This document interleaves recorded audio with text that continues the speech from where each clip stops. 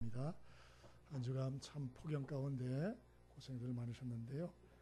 서로 좀 고생하셨다고, 수고 많으셨다고, 또 폭염에 잘 이겨주셔서 감사하다고. 우리 좌우에 좀 인사 좀 하시죠. 예, 반갑습니다.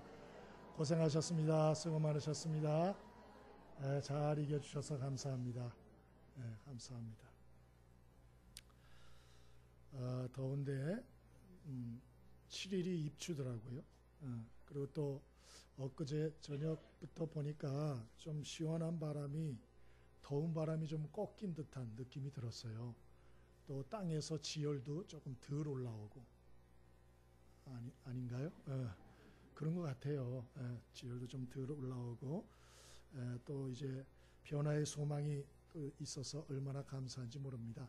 며칠만 잘 버티면 시원한 바람이 올 것 같고요. 그럼에도 좀 건강관리를 계속 잘 좀 해주시면 좋겠습니다. 우리가 어떤 일을 할 때 참 끝까지 한결같은 마음으로 잘하는 거 참 어려운 것 같습니다. 여러 가지 이런 계절 하나 넘는 것도 힘든 것 같아요. 뭐 사시사철이 있습니다만은 이 여름을 넘어서는 게 참 힘들고요. 또 이 겨울의 고비, 추위를 넘어서는 것도 참 힘들고요. 그러면서 사람이 이 사계절 하나 넘는 것도 참 힘들구나, 이런 생각을 종종 합니다. 계절 넘는 것뿐만 아니고 우리의 생활이 어려워요.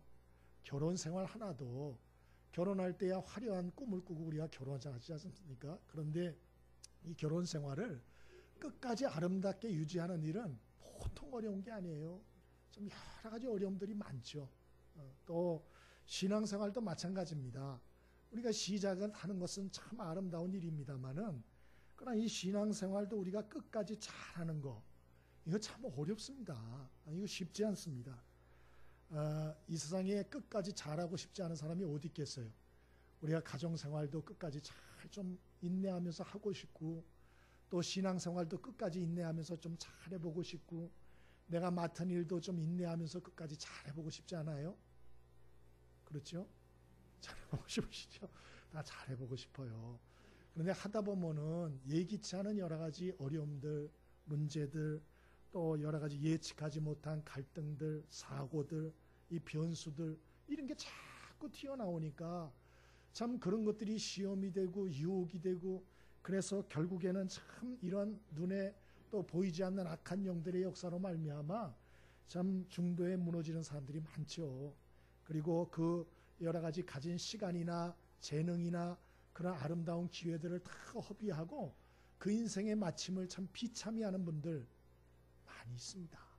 성경에도 그런 분들이 있어요. 구약 성경에 보면 삼손이란 분이 나와요. 여러분이 잘 아는 이 삼손이라고 하는 분, 얼마나 능력이 충만한 분입니까? 이분은 태중으로부터 성령의 충만함을 받은 나실인입니다. 그렇게 태어난 자예요. 태어날 때부터 천사의 고지를 받은 그런 특별한 아이로 태어났어요. 그러나 여러분이 잘 아시는 것처럼 이 삼손은 아주 고집이 너무 셌어요. 너무 강했어요. 그래서 누구와 같이 일을 평생 못합니다. 그래서 항상 혼자서 일을 하죠. 혼자서.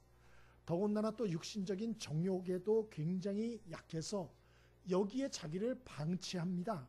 그래서 여성 편력에 많이 빠지죠. 그리고 나중에 보면 자기가 그렇게 집착했던 여자에 의해서 나중에 눈빼임을 당하고, 결국에는 여러분 참 배신을 당하고 끝이 비참하게 끝나지 않습니까? 또 신약 성경에도 보세요. 가룟유다 보십시오.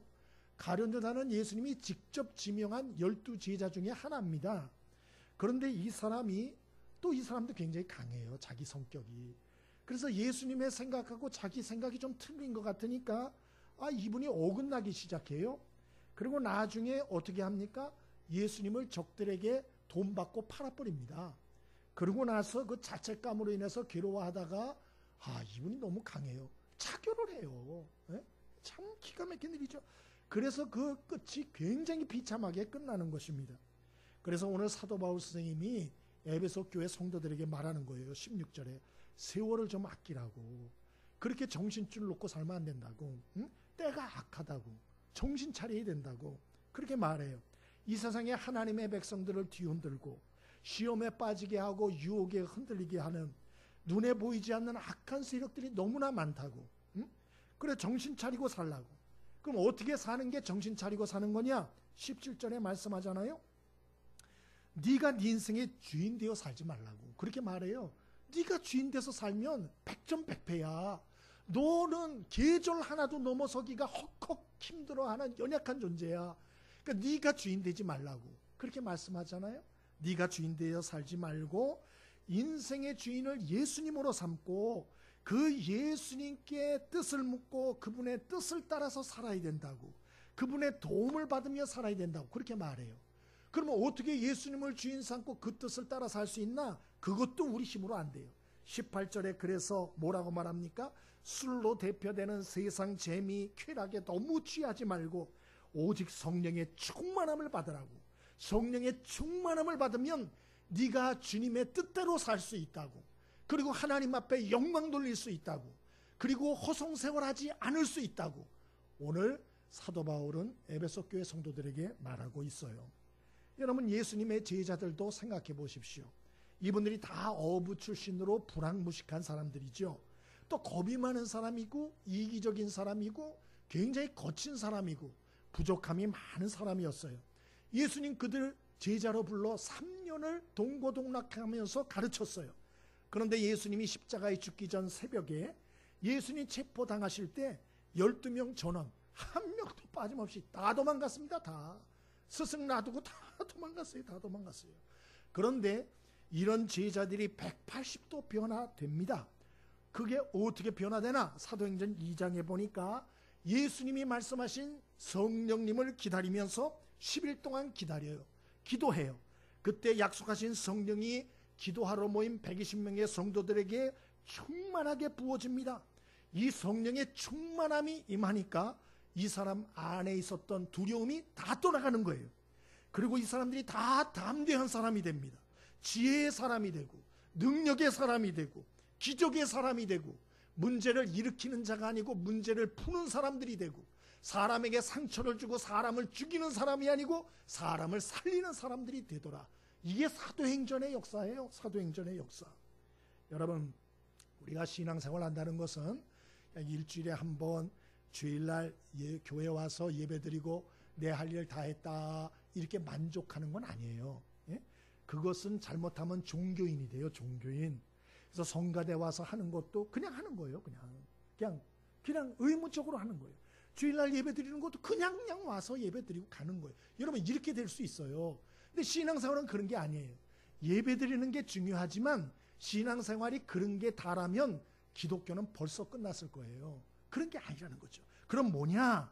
기독교라고 하는 것은 주일날 한번 나와서 예배드리고 나머지 6일은 삶의 무게에 짓눌려가지고 그냥 하루하루 버티며 살다가 그렇게 사는 거냐? 그런 게 아니고 도우시는 성령님을 의지하고 도움 삼고 매일매일 그분의 인도를 따라 사는 삶을 사는 것, 이것이 바로 신앙생활이에요. 이게 예수님이 가르쳐준 거고 사도 바울이 가르쳐준 거고 제자들이 우리에게 자신들의 삶으로 보여준 삶입니다. 여러분 저와 여러분이 성령님을 주인 삼고 매일 성령의 충만함을 받고 그 인도를 받고 성령님과 동행하는 성령 충만함 사셔서 저와 여러분이 처음뿐 아니고 마지막까지 저와 여러분이 날마다 갈수록 그 인생이 더 아름다워지고 더 멋지고 더 높아지고 더 다른 차원으로 점점 더 상승하는 귀한 축복의 삶이 되어지기를 바랍니다. 그렇게 되려면 우리 힘으로 안 돼요. 우리 노력으로 안 돼요. 어떻게 해야 되나? 성령 충만함을 받으셔야 돼요. 성령 충만함. 그러면 오늘 어떻게 성령 충만함을 받을 수 있을까? 잘 들으세요. 오늘 한 4가지, 5가지군만요. 오늘 얘기하려고 그래요. 이미 다 아는 분도 있어요. 하나하나 좀 생각을 해보겠습니다. 첫 번째로 마태복음 5장 6절인데 저를 한번 따라해 보겠습니다. 의에 줄이고 목마른 자는 복이 있나니 저희가 배부를 것이요. 이거 예수님이 하신 말씀이에요. 의에 줄이고 목마른 자는 복이 있나니 저희가 배부를 것이다. 우리가 성령 충만한 삶, 성령님과 동행하는 삶, 그 성령님의 도움을 강렬하게 받는 삶을 살려면 어떻게 되나? 첫 번째로 성령의 도우심에 대한 목마름이 있어야 돼요. 성령의 도우심에 대한 갈급함이 있어야 돼요. 예? 여러분 여기 아무리 맛있는 음식이 있어도 본인이 배고프지 않으면 이 귀한 음식 그 사람 절대 안 먹습니다. 쳐다보지도 않습니다. 하나님이 우리를 돕기 위해서 예비하신 성령님이 계세요. 그분은 하나님이세요. 그분은 전능하신 분이세요. 그분은 전지하신 분이세요. 그분이 우리 가운데 와 계세요. 예수를 믿는 자들에게는 그 심령 속에 와 계시다 그랬어요. 그러나 아무리 와 계시다 할지라도 내가 그 성령님의 도움에 대한 갈망이 없어. 목마름이 없어요. 그러면 성령 충만함이 오질 않아요. 그리고 그 성령님도 강하게 역사하지 않습니다. 그래서 우리가 이 성령 충만한 삶을 경험하려면 반드시 성령님의 도움에 대한 갈망과 배고픔이 있어야 돼요. 제가 종종 소개하는 분입니다만은 요즘에 이영표 축구선수, 제가 이 양반 얘기를 하는 것은 일단 목사가 아니고 두 번째로는 믿은 지 오래 안 됐고 아직 젊기 때문에 제가 소개를 하는 거예요. 목사님 얘기를 하면 목사님이니까 이럴까봐. 그래서 이분 소개를 자꾸 하는 겁니다. 이분이 축구선수 이제 은퇴하고 해설가 지금 활동하는데 마지막 선수 생활을 2014년도 캐나다 밴쿠버에서 그 화이트 캡스라고 하는 그러한 팀에서 마지막 선수 생활을 했어요. 근데 이분이 하루는 자기 간증을 하는데 그 캐나다 밴쿠버에서 카페에서 커피를 마시고 있었대요. 그런데 한국인 유학생 하나가 지나가다가 이영표 선수를 알아본 거예요. 그리고 들어와가지고 사인을 좀 해달라 그러더래요. 그래서 자연스럽게 둘이 대화가 시작된 거예요. 그래서 어떻게 왔나, 어디서 사나, 이제 이런 얘기를 하다가 이영표 선수 굉장히 뜨거운 사람입니다. 제대로 만난 사람이에요, 이 사람은. 그래가지고 전도하고 싶은 생각이 들고 하나님이 그런 마음 주셔가지고 이제 하나님과 신앙에 대해서 얘기를 했대요. 그랬더니 이 친구가 피식피식 거리면서 얼마나 부정적으로 자꾸 대꾸를 하는지 이 이영표 선수가 2시간 동안을 카페에서 이 참 자기보다 나이가 어린 이 젊은이를 유학생을 설득하고 참 복음에 대해서 예수님에 대해서 설명을 했대요. 설명을. 그런데 문제는 꿈쩍도 안 하더래요. 꿈쩍도. 그래서 헤어질 시간이 됐는데 성령께서 마음에 감동을 주시고 지혜를 주시더래요. 그래서 이 이영표 선수가 안타까워서 이렇게 제안을 했답니다. 나는 이 동네에 산 지 3년 됐고 동생은 여기 산 지 10년 됐다 그랬지. 우리가 3년 동안 한 도시에 살면서 오늘 우연히 처음 만났는데 만일 앞으로 일주일 동안 자네가 만약에 우연히 나를 몇 번이나 만나면 하나님이 살아계시다는 거, 또 하나님이 자네를 구원하길 원한다는 걸 자네는 믿을 수 있겠나? 이렇게 물었대요. 그런데 그 친구가 실실 웃으면서 뭐 일주일 동안 우연히 한 번은 만날 수 있겠죠. 그러더래요. 그러니까 한 번 이상 만나면 자기는 그렇게 믿겠다. 그런 얘기예요. 그래서 좋다. 알았다고. 그러면 자네 일주일에 만약에 나를 3번 만나면 하나님이 살아계시고 하나님의 뜻이라고 생각할 수 있겠나? 그랬더니 뭐 3번 정도 만나면 그건 참 희한하다라고 생각해 볼 만한 일이죠. 이렇게 얘기를 하더래요. 그래서 서로 연락처를 주고받지 않고 그리고 서로 헤어졌대요. 그리고 이영표 선수가 아주 많이 기도를 했답니다. 그런데 그 다음 일주일 동안 둘이 몇 번 만났겠어요? 아는 분 있어요? 이영표 선수 간증 들은 분 있어요? 몇 번 만났는 줄 아세요? 6번 만났답니다. 6번. 3번이 아니고. 자기도 놀라고 상대도 놀라고. 자동차를 운전해서 이은표 선수가 쫙 가는데 신호대기하러 딱 섰대요. 근데 왼쪽에 신호대기하고 있는 사람이 누구였을까요? 유학생. 그래서 쑥 내리고 이 동생 이렇게 이야기했대요. 서로 깜짝 놀라고 형님 이렇게 얘기를 했어요. 첫 번째. 또 한 번은 마트에 갔는데 거기서 딱 만났대요. 마트. 동생 형님. 두 번째. 그러고서 마지막 6번째는 이 동생이 형님을 먼저 아는 척 하더래요. 이 동생이 내가 여기 골목을 지나가면 영표 형님이 꼭 있을 것 같더래요. 아닌 게 아니라 싹 돌아가니까 영표 형님이 걸어가고 있더라는 거예요. 그래서 뒤에 가서 영표 형님 접니다. 이러고서 6번을 치웠답니다. 그리고 7번째는 이 형님하고 같이 캐나다의 교회 예배당에 가게 됐다. 이런 간증을 제가 들었어요. 여러분 이런 간증을 들으면 여러분 어떻게 생각하세요? 신기하다. 뭐 그럴 수도 있겠지 뭐 이렇게 생각을 하세요? 그러면 안 돼요. 여러분 그러면 안 돼요. 여러분이 이런 간증을 이렇게 들으면 이 사람은 목사도 아니잖아요. 예수 믿은 지 오래되지도 않았어요. 그리고 이분은 예수 믿은 지 얼마 안 됐는데 하나님 체험한 게 얼마나 많은지 책도 냈어요. 책도.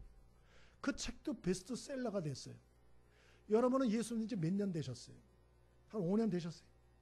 10년? 20년? 그러면 여러분이 살아오면서 하나님과 예수님 체험한 거 책으로 쓸 수 있어요? 어떤 분은 쓸 수 있지요.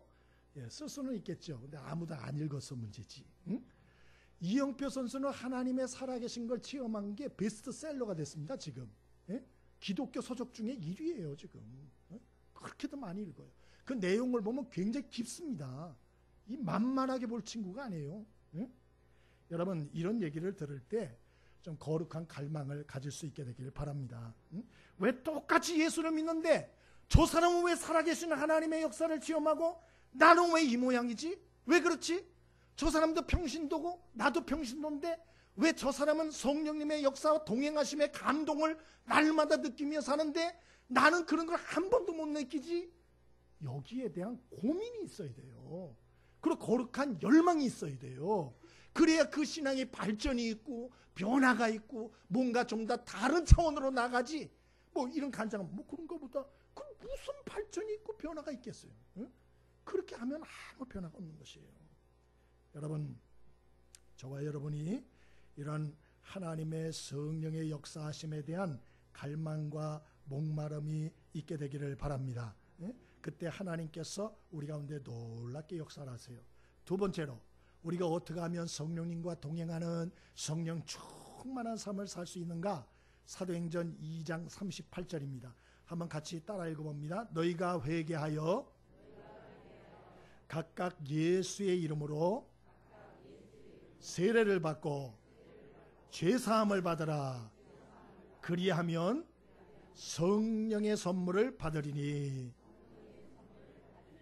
첫 번째로는 우리가 성령님의 도우심에 대한 목마름이 있어야 돼요. 예? 여러분 성령님이 역사를 하면요 우리 믿는 자가 제일 어려워하는 게 전도 아니에요? 전도. 그런데 성령님이 역사하시면 전도 문제도 넘어가게 된다는 거예요. 여러분이 지금 고민하는 문제가 뭐예요? 우린 풀 수 없어요. 그러나 성령 하나님이 역사하시고 감동하시고 지혜를 주시고 도와주시면 여러분의 문제도 넘어설 수 있게 될 줄 믿으시길 바랍니다. 내가 볼 때 문제지 하나님 앞에 그게 문제겠어요? 하나님 앞에는 문제도 아니에요. 믿게 되길 바랍니다.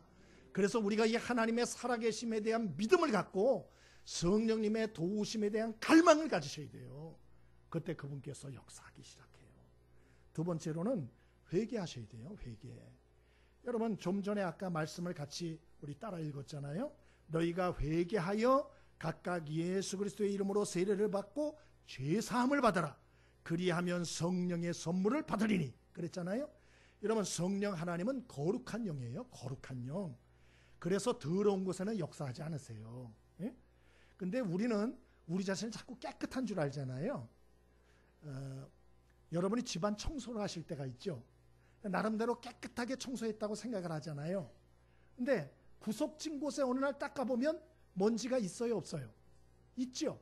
아우 여기는 내가 청소 안 했네. 먼지. 예? 커튼이 있는데 구석진 곳 아니면 높은 곳에 이렇게 보면은 먼지가 가득해요. 여러분 우리가 마음 먹고 청소를 해도요 곳곳에 구석진 곳에 먼지가 있을 수 있어요. 거룩하신 하나님이 우리를 보실 때 나는 내가 무슨 죄인이라 그래. 내가 뭐가 문제가 있다 그래. 그러나 거룩한 하나님이 보실 때는 대단히 큰 문제가 있을 수 있어요. 그러므로 여러분 정말 성령님과 동행하시고 성령 충만함의 역사를 원하시면 하나님 앞에 회개하는 자세를 먼저 가질 수 있게 되기를 바랍니다. 응? 만약에 깨닫지 못하겠어. 난 내가 뭐가 문제인지 모르겠어. 나는 죄가 없는 것 같은데 성령님이 내겐 역사 안 하는 것 같아. 내 마음에 감동을 주지를 않아. 지혜를 주지 않아. 깨달음을 주질 않아. 뭔가 하나님의 충만한 역사가 없어요. 자꾸 고갈되는 느낌이야. 탈진되는 느낌이야. 하나님이 나와 함께하지 않는 것 같아. 왜 그럴까? 그럼 기도하셔야 돼요. 하나님께. 이렇게 기도하세요. 하나님 제 마음과 삶 속에 혹시 숨겨진 죄악들이 있다면 하나님이 기뻐하지 않는 죄가 있다면 깨닫게 해주십시오. 기도해 보세요. 예? 그러니까 도와달라 기도하지 말고요. 그냥 하나님 앞에 정직하게 기도하세요. 하나님은 거짓말하는 걸 제일 싫어하세요. 기도에 가장 힘 있는 기도는 진실한 기도예요. 하나님 앞에 괜히 포장하지 말고요. 정직하게 기도하세요. 하나님, 제 마음과 삶 속에 하나님이 기뻐하지 않는 것들이 있습니까? 깨닫게 해주십시오. 기도하셔야 돼요. 그럼 하나님이 알려주세요. 그래서 남을 판단하는 죄, 남을 정죄하는 죄, 교만한 죄, 거만한 죄, 게으름의 죄, 음란한 죄, 거짓말하는 죄, 불순종하는 죄, 이런 죄들을 알려주세요. 그러면 그것들을 회개하면 돼요. 요한일서 1장 9절에 만일 우리가 우리 죄를 자백하면 저는 미쁘시고 의로우사 우리 죄를 사시며 모든 불의에서 우리를 깨끗게 하신다 그랬어요. 그러니까 괜히 내가 무슨 잘못이 있다 그러지 말고요. 하나님의 성령께서 내 마음에 터치하시고 이게 문제라고 지적을 하시면 맞습니다. 제가 몰랐습니다. 죄송합니다. 정말 잘못했습니다. 주의 보혈로 깨끗하게 지금 씻어주십시오. 제가 잘못했습니다. 하세요. 그러면 즉시로 성령께서 내 속에서 역사하시는 걸 느껴요. 주님의 능력이 회복됨을 느껴요. 주님의 감동하심이 회복됨을 느껴요. 여러분, 목사가 경험도 안 하고 얘기하는 게 아니에요. 여러분 꼭 회개하는 신앙생활 할 수 있길 바랍니다. 저로 지난주에 여러 가지 답답한 마음이 있어서 제가 기도를 했어요. 하나님 앞에, 하나님 왜 이렇게 요새는 기도를 해도 마음이 시원치 않고 여러 가지 참 이런저런 생각이 듭니까? 하나님 앞에 기도를 했어요. 제가 기도하고 했더니 하나님이 제 마음에 그런 마음을 주셨어요. 넌 너무 낙심을 쉽게 한다. 어쩜 그렇게 낙심을 쉽게 하냐? 교회 문제를 놓고 왜 이렇게 쉽게 낙심을 해? 네가 주인이야? 내가 주인이야. 낙심까지 맡겨. 네 염려 근심까지 맡겨. 내가 주인이야. 주님이 이런 마음을 주셨어요. 그래서 제가 회개했어요. 아이고, 내가 부질없이 낙심하고 염려 근심했습니다. 주님 용서해 주십시오. 저 회개했어요. 마음이 얼마나 편안해지는지, 얼마나 하늘의 기쁨으로 새롭게 하시는지 깨달음이 있게 되길 바랍니다. 그래서 성령님의 역사, 여러분 회개하시고 진실하게 회개하심으로 성령님의 살아계신 역사들을 날마다 누리고 성령님과 동행하는 축복이 있게 되길 바랍니다. 세 번째로 어떻게 되나? 기도하셔야 돼요. 기도. 마태복음 7장 7절에 구하라 그러면 너희에게 주실 것이요, 찾으라 그러면 찾을 것이요, 문을 두드리라 그리하면 너희에게 열릴 것이니 예수님이 말씀하셨어요. 또 누가복음 11장 13절에도 너희가 악할지라도 좋은 것을 자식에게 줄 줄 알거든 하물며 너희 천부께서 구하는 자에게 성령을 주시지 않겠느냐 그렇게 말씀했어요. 그러므로 여러분, 우리가 성령 충만하고 성령님과 동행하는 생생한 삶을 사시려면 기도하셔야 돼요. 매일 매 순간 기도하셔야 돼요. 기도. 그게 바로 예수님을, 성령님을 주인 삼고 사는 사람의 마땅한 태도이다 하는 것이죠. 그래서 여러분이 사업을 하시든지 직장 생활을 하시든지 내가 주인 돼서 하지 마세요. 여러분이 사업을 하시든 직장 생활을 하시든지 가정에서 가정생활을 하시든지 내가 주인 되면 내 노하우를 가지고, 내 경험을 가지고, 내 실력을 가지고, 내 생각을 가지고 하시잖아요. 내 열심을 가지고 하시잖아요. 잠깐 잘 되는 것 같아요. 반드시 여러분 때가 되면 무너집니다. 이건 제가 악담하는 게 아니고요. 정말 그렇게 돼요. 어느 순간이 딱 오면 무너져요. 그리고 탈진하게 돼요. 그리고 아무 의욕이 없게 돼요. 그 왜 그러나? 자기가 주인이야, 자기. 그러니까 내가 주인이니까 내 한계는 더위 하나도 못 넘는 것이 내 한계예요, 그게. 그런데 내가 주인 돼서 모든 문제를 해결하려고 그러니 그게 되겠어요? 안 된단 말이에요. 그래서 뭘 해야 되나? 기도하세요, 기도. 여러분 사업할 때 어려움이 있습니까? 직장 생활하실 때 문제가 있습니까? 그럼 기도하세요. 주님, 이러이러한 문제가 있습니다. 제가 어떻게 하면 좋을까요? 주님, 이 문제가 있어요. 이거 어떻게 하면 좋아요? 기도하세요. 답이 없습니까? 또 기도하세요. 답이 없습니까? 또 기도하세요. 그게 바로 예수님을 주인 삼고 사는 거예요. 한 번 기도하고 하나님의 응답과 감동이 없다고 차버리고, 이건 자기가 주인이죠. 자기가 주인이죠. 그렇게 하면 안 돼요. 여러분이 매 순간 기도하셔야 돼요. 예수님을 정말 주인 삼으셔야 돼요. 그분의 뜻을 물으셔야 돼요. 그럼 우리에게 알려주세요. 그 알려주시는 지시대로 순종하시면 하나님의 영광이 드러나요. 하나님의 역사하심이 경험돼요. 이런 축복이 있게 되기를 바랍니다. 그래서 꼭 기도하셔야 돼요. 기도하셔야 돼요. 네 번째로는 어떻게 되나? 하나님의 말씀을 가까이 하셔야 돼요. 하나님의 말씀을 가까이 하라. 히브리서 4장 12절에 하나님의 말씀은 살았고 운동력이 있어 좌우의 날선 어떤 것보다도 예리하여 혼과 영과 관절과 골수까지 찔러 쪼개기까지 하며 그랬어요. 사도행전 10장 44절에는 베드로가 이 말을 할 때에 성령이 말씀을 듣는 모든 사람에게 내려오시니 그렇게 말씀했어요. 하나님의 말씀을 읽고 들을 때 하나님의 성령이 역사하신다, 그런 얘기예요. 여러분, 왜 우리가 하나님의 말씀을 가까이 해야 되는 거니? 성령과 무슨 연관이 있는 거 아니?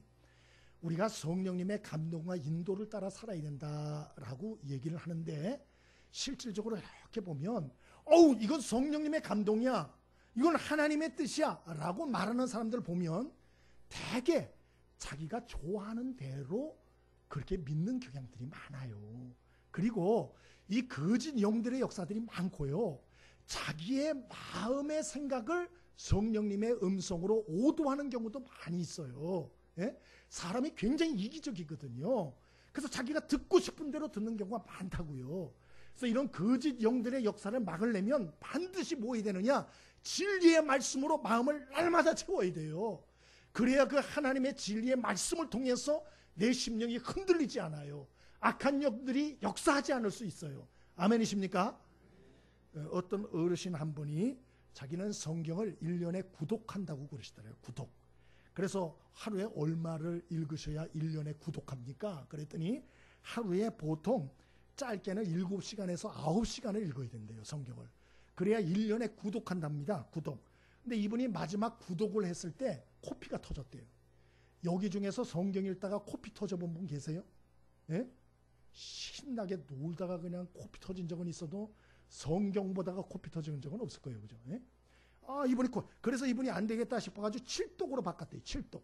그래서 1년에 7독하고 계신데 이게 눈에 충혈이 온대요. 충혈이 오고 안과 의사가 눈을 혹사하지 말라고 그렇게 얘기했다는 거예요. 여러분, 왜 이렇게까지 하죠? 눈을 혹사하지 말라고 코피까지 터지고 그 아까운 시간 7, 9시간이 장난입니까? 왜 하나님의 말씀을 그렇게 읽어도 됩니까? 왜 그럽니까? 광신도인가요? 예?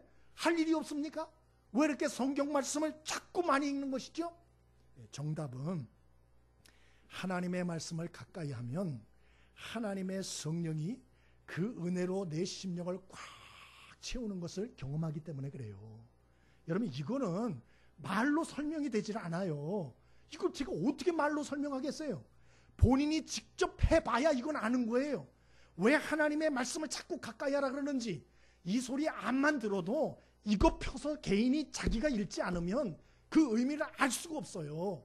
하나님의 말씀은 진리의 말씀이에요.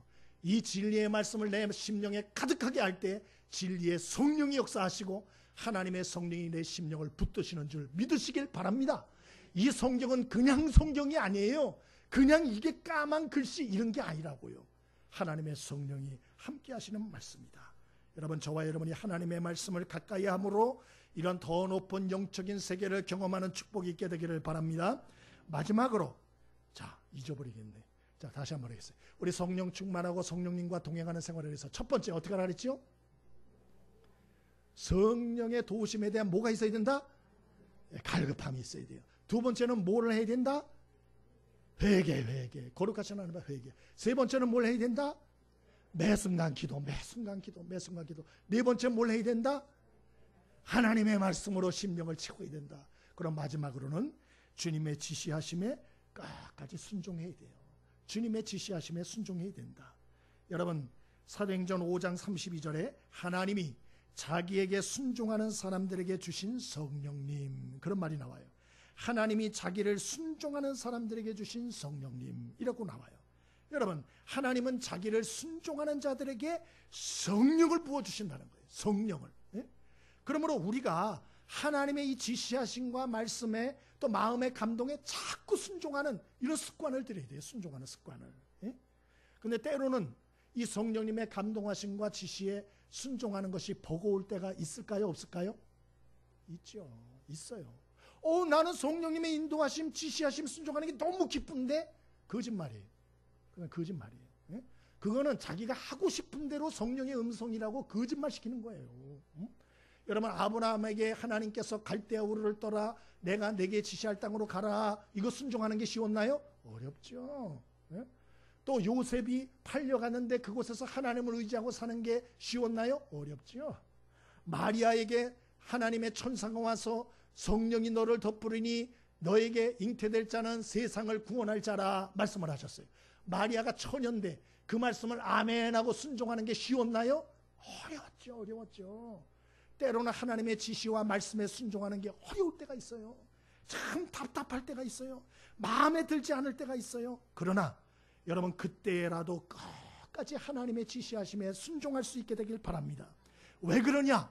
그래야 하나님의 영광이 드러나기 때문에 그래요.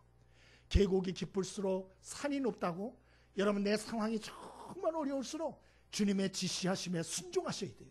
그러면 하나님의 영광이 꼭 드러나게 돼요. 그리고 반드시 간증의 주인공이 되게 되는 것이에요. 강용호 박사 얘기 아시죠? 13살에 아버지가 돌아가세요. 14살에 이 학교 운동장에서 놀다가 날아온 공에 맞아서 두 눈이 다 실명됩니다. 엄마가 이 아들 한번 고쳐보려고 기도원 다니고 병원 다니고 그랬는데 전문의가 이 아이는 실명입니다. 절대 볼 수 없습니다. 판결 내렸어요. 그날 8시간 후에 엄마가 충격을 받고 뇌졸중으로 돌아갔어요. 아버지 돌아가셨죠. 엄마 돌아가셨죠. 강영호 박사 본인은 시력을 잃었죠. 집안의 생계를 책임진 건 누나 하나 있었는데 이 누나가 평화시장, 서울의 평화시장에서 봉제공장에서 일을 하다가 2년 만에 과로사에서 죽습니다. 나이가 몇 살이나? 19살이에요. 19살. 예? 그래서 이제 3명 남았어요. 가정이 풍지박산이 된 거예요. 풍지박산. 예? 더군다나 60년대 어려울 때예요. 이 소년 강영호는 맹인이 되었죠. 동생 둘은 하나는 9살, 하나는 더 어려요. 그래서 셋이 끌어안고 울었대요. 그리고 주변 사람들의 지도를 따라서 9살 여동생은 고아원에 보내고 남동생은 시장 철물점에 그 일하는 조수로 보내고 자신은 맹인 재활원에 들어갔대요. 맹인 재활원에. 응? 여러분, 이 중에서 암만 어려워도 이 강영호 박사처럼 어려운 사람 있어요? 있어요?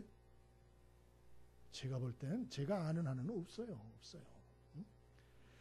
이분이 하나님을 원망했대요. 왜 하나님 살아계시다면 왜 이런 어려움을 줍니까? 하나님을 많이 원망했답니다. 그런 중에도 의지할 게 하나님밖에 없어가지고 재활원에 들어가서 또 맹인 재활원에 들어가서 하나님 의지하며 날마다 울며 기도했대요. 날마다 울며 하나님 도와달라고. 안 그렇겠어요? 그 눈물이 안 나오겠어요? 가만히 생각해 보니까 이 맹인 재활원을 자기가 나오면 직업을 하나밖에 못 갖겠더래요. 그게 뭐냐? 안마사. 옛날 안마사 아시죠? 이러면 안 되겠다 싶어서 하나님께 기도했대요. 하나님 공부하고 싶다. 그래서 열심히 공부를 했어요. 그리고 대학을 이제 들어가려고 시험을 치러야 되는데 옛날 우리나라는 아시는 대로 여러분 이 체력장이라는 게 있었어요. 체력장을 치러서 통과하지 않으면 대학 시험을 못 치러요. 이걸 아는 분들은 한 50이 넘는 분들보다 근데 50 이하는 잘 모르실 거예요. 그랬었어요.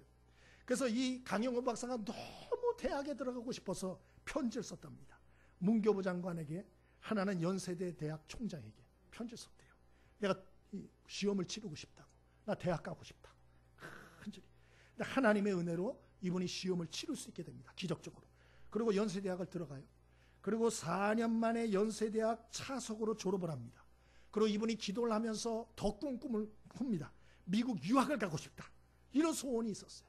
근데 당시에는 나라법으로 장애인은 유학을 못 갔어요. 장애인은. 이제 그런 상황이었어요. 또 기도합니다. 그리고 더 열심히 노력을 합니다. 그리고 미국의 피츠버그 대학에다가 신청을 했는데 피츠버그 대학에서 장학생으로 선정됐다고 연락이 와요. 그리고 국제 로터리 재단에서 당신을 도와주겠다고 장학금을 주겠다고 연락이 옵니다. 근데 문제는 정부 허락이 안 떨어지는 거예요. 그리고 설득하고 기도하고 했는데 정부 허락도 떨어졌어요. 그래서 유학 갔습니다. 그래서 대한민국 최초로 시각 장애인으로서 석사, 박사 학위를 받는 유일한 사람이 되고 부시 행정부의 시각 장애인으로서 장애인 관련 차관보가 되는 것, 여러분 우리가 알잖아요. 응? 이 얘기를 왜 합니까? 야, 맹인도 이렇게 했는데 넌 뭐하냐? 그 얘기하려고 그러는 게 아니고 이분의 간증 끝에다가 이런 글을 적어놨어요. 첫 번째, 성도, 믿음의 사람도 말할 수 없는 고난을 겪을 수 있다. 하나님이 자기를 표본 케이스로 삼았다는 거예요. 믿음이 있다고 고난 안 당하냐? 다 당한다는 거예요. 다. 믿음이 있는 사람도 고난. 첫 번째. 두 번째. 그러나 하나님의 은혜를 구하면 하나님이 돕는 은혜를 부어주신다. 자기는 자기의 인생을 통해 이 두 가지를 말해주고 싶다는 거예요. 하나는 믿는 사람에게도 말할 수 없는 고난이 온다. 두 번째로 그러나 하나님 은혜를 구하면 하나님이 돕는 은혜를 부어주신다. 여러분이 아시는 것처럼 아들 둘이 있었잖아요. 큰 아들은 법관이 돼요. 그죠? 지금도 법관 미국에서 하시죠. 둘째 아들은 의사 되죠. 의사, 안과 의사. 그래서 2012년 강진석 박사죠. 2012년 미국 의사협회 올해 최고의 안과 의사로 선정됐어요. 이 둘째 아들이 하는 말이 나는 세계 시각장애인을 돕고 싶다 그랬어요.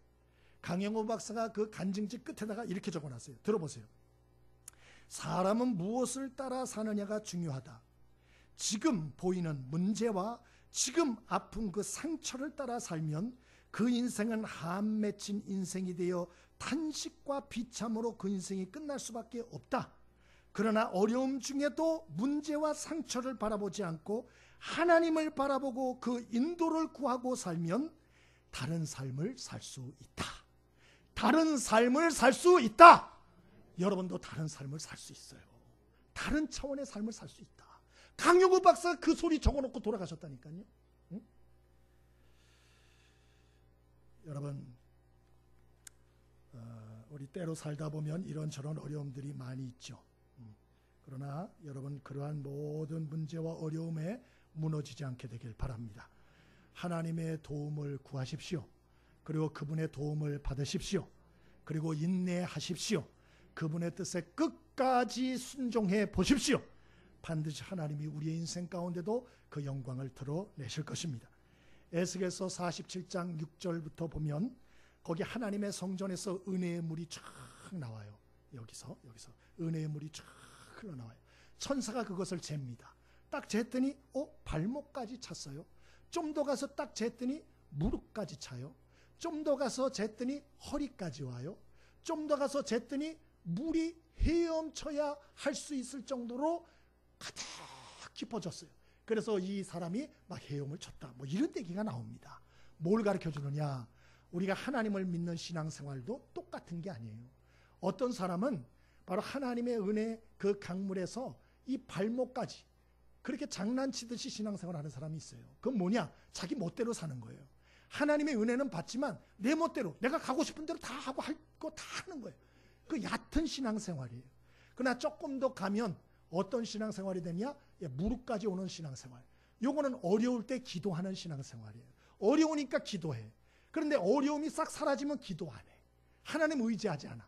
요것도 얕은 거예요. 이게 무릎팍 신앙인 거예요. 무릎팍 신앙. 좀 더 나가면 어떤 신앙이냐? 허리 신앙이에요. 허리 신앙은 뭐냐? 하나님의 은혜를 경험해서 봉사하는 거예요. 선한 일을 많이 하는 거예요. 그러나 그것도 내 힘으로 하는 거예요. 내 힘으로. 예? 그것도 한계가 와요. 힘이 들어요. 마지막 단계 신앙의 최고수가 있어요. 신앙의 가장 높은 단계가 무엇이냐? 그것은 나 자신을 하나님의 성령의 은혜에 맡기는 것이에요. 내 염려도, 내 고민도, 내 의지도, 내 판단도, 내 모든 결정도 그분 앞에 다 맡기는 것입니다. 그리고 그분께 기도하여 그분의 지시를 따라 그분의 감동하심을 따라 순종하며 살아가는 삶. 이것이 신앙의 최고봉이다. 나는 여러분이 여기까지 갈 수 있게 되길 바랍니다. 이러한 삶을 통해서 하나님이 영광 받으시고 많은 사람이 살아나게 돼요. 저와 여러분이 이런 축복의 주인공들 될 수 있길 바랍니다. 우리 복음성가 하나 하겠습니다.